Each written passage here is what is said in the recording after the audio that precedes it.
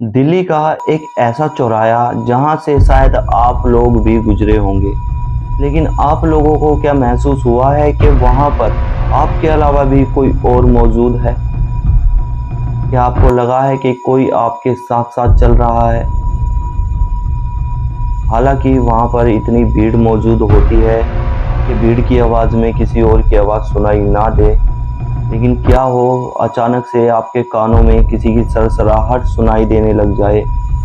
आपको महसूस हो कि आपकी बाइक पे, आपकी स्कूटी पे कोई आपके साथ, आपके पीछे बैठा हो। ऐसा ही एक चौराहे के बारे में हम बात करने जा रहे हैं जो कि दिल्ली में मौजूद है। शायद आप भी वहाँ से गुजरे होंगे और आगे भी वहाँ से ज़रूर गुजरेंगे। आज हम बात करने जा रहे हैं दिल्ली के पीरागढ़ी चौराहे के बारे में, जिस चौराहे से शायद दिल्ली का हर वो व्यक्ति गुजरता है जो रोड पे अपने रोजगार, अपने फैमिली मेंबर्स, अपनी फैमिली से मिलने के लिए निकलता है। घर से बाहर निकलने वाला हर वो व्यक्ति शायद पीरागढ़ी से गुजरा होगा। ऐसी ही एक कहानी है जोमेटो के डिलीवरी बॉय के बारे में, जो अपना घर चलाने के लिए रात को भी डिलीवरी किया करता था। सुबह करीब 3 बजे से लेके रात के 3, साढ़े 3, 4 बजे तक वो अपने काम पे ही रहा करता था। उनका मेन सेंटर पंजाबी बाग में था। एक रात नांगलोई से कॉल आता है कि हमें फ्राइड राइस और चाउमीन चाहिए। आकाश को कहा जाता है यह ऑर्डर डिलीवरी करने के लिए। आकाश को पैसों की ज़रूरत थी, जिसकी वजह से आकाश कोई भी डिलीवर मिस नहीं करता था। आकाश अपनी बाइक उठाता है और अपना ऑर्डर लेके ऑफिस से निकल जाता है। आकाश के दिमाग में यह अच्छी तरह से रास्ता था कि उसे किस जगह से जाना है और किस जगह से वो जल्दी पहुंच जाएगा।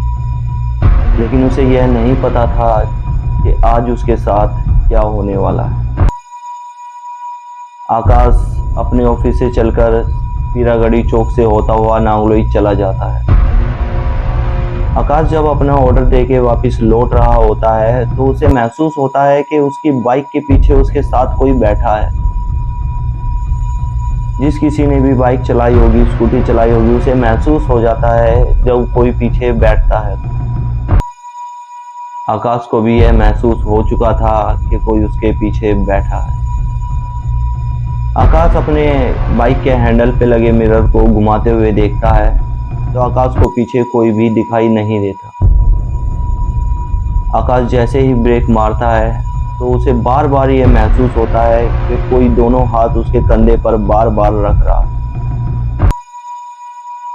आकाश काफी परेशान था और आकाश जिस भी मंदिर के सामने से गुजर रहा था यही दरख्वास्त कर रहा था, यही आरज़ू लगा रहा था कि भगवान उसे ठीक ठाक अपने ऑफिस तक पहुंचा दे।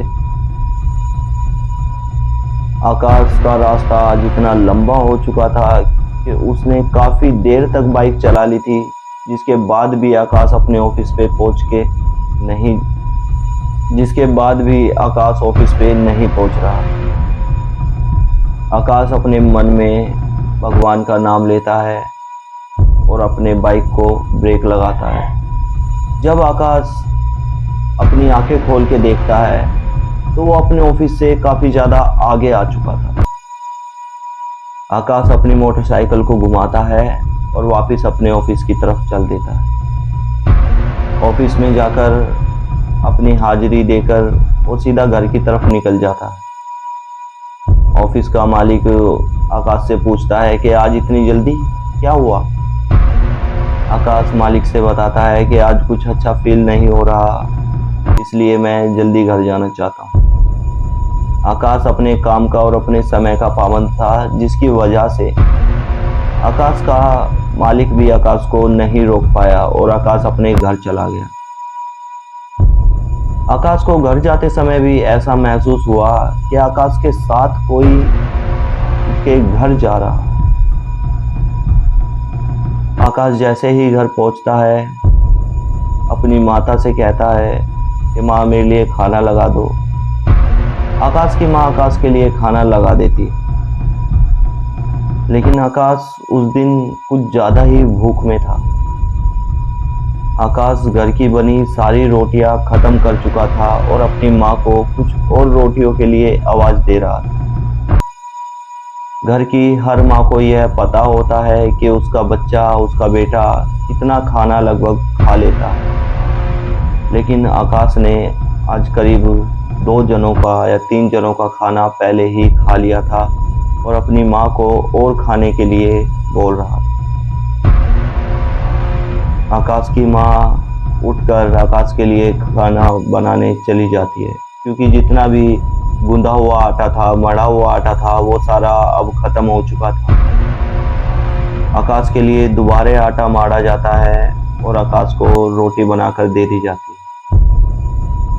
आकाश आज 18-19 रोटियां खा चुका था, लेकिन आखिरी में आकाश ने अपनी माँ से कहा कि एक दूध का गिलास और दे दो। आकाश कभी भी सादा दूध का गिलास नहीं पिया करता था। आकाश उसमें थोड़ी सी कॉफ़ी या थोड़ी सी हल्की सी चीनी या कूटी हुई इलायची डलवा लेता था, क्योंकि आकाश को दूध की खुशबू अच्छी नहीं लगा करती। लेकिन आज आकाश दूध के 4 गिलास पी चुका था बिना कुछ उसमें डलवाए।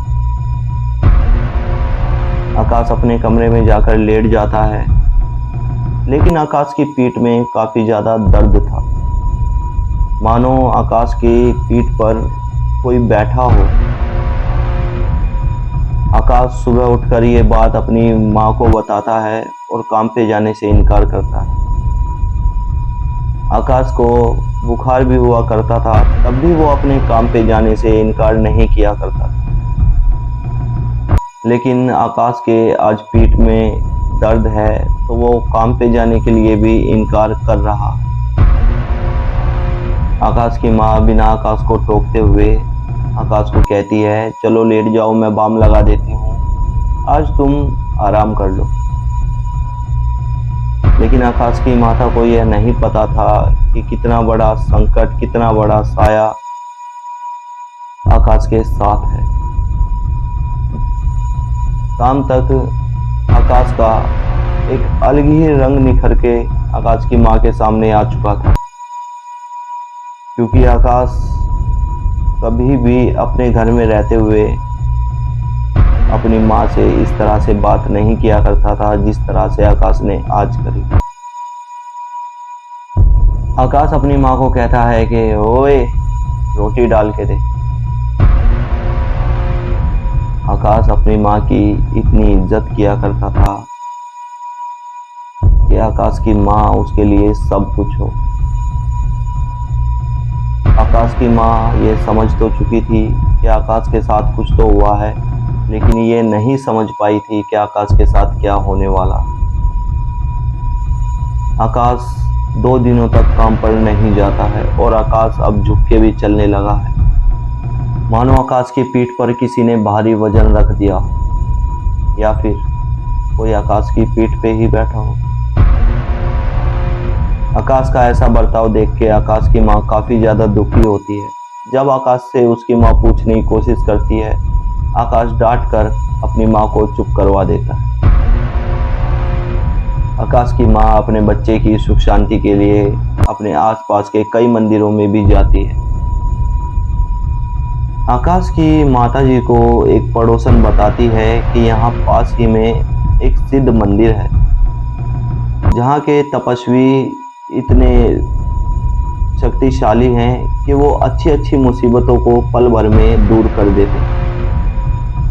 आकाश की माता अपने बच्चे को ठीक करने के लिए कुछ भी कर सकती थी, जिसकी वजह से आकाश की माता उसी मंदिर में जाकर अपना मत्था टेक देती। वो मंदिर बालाजी महाराज का था। भगवान बजरंगबली जी की वहाँ पर बहुत बड़ी मूर्ति स्थापित की गई थी और उसी की पूजा में वहाँ के पंडित लीन रहा करते थे।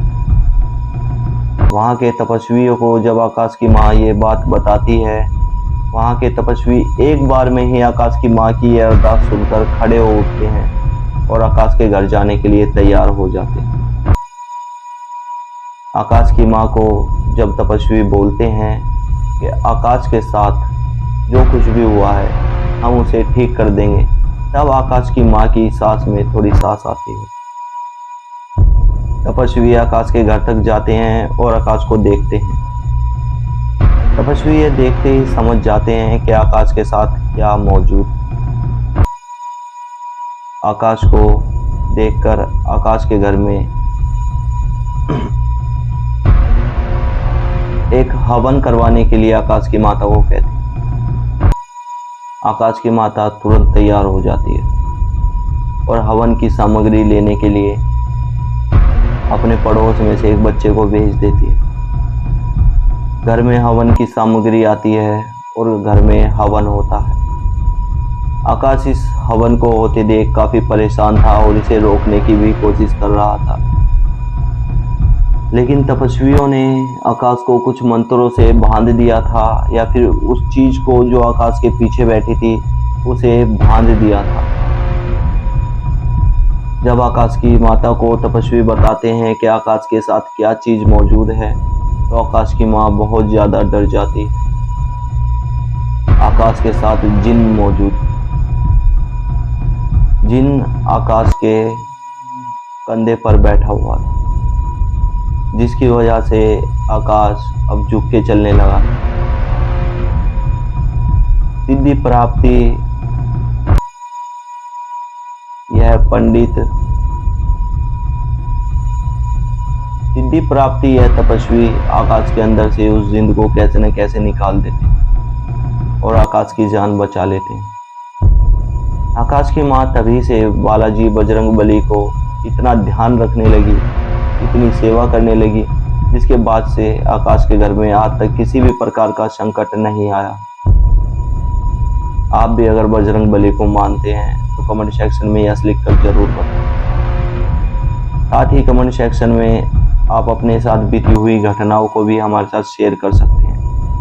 हम आपकी कहानी अपने इस चैनल पर अपने माध्यम से जरूर बताएंगे। अगर आप यहाँ तक आ ही गए हैं तो चैनल को सब्सक्राइब भी कर लीजिए। वीडियो एंड तक देखने के लिए आपका बहुत बहुत धन्यवाद।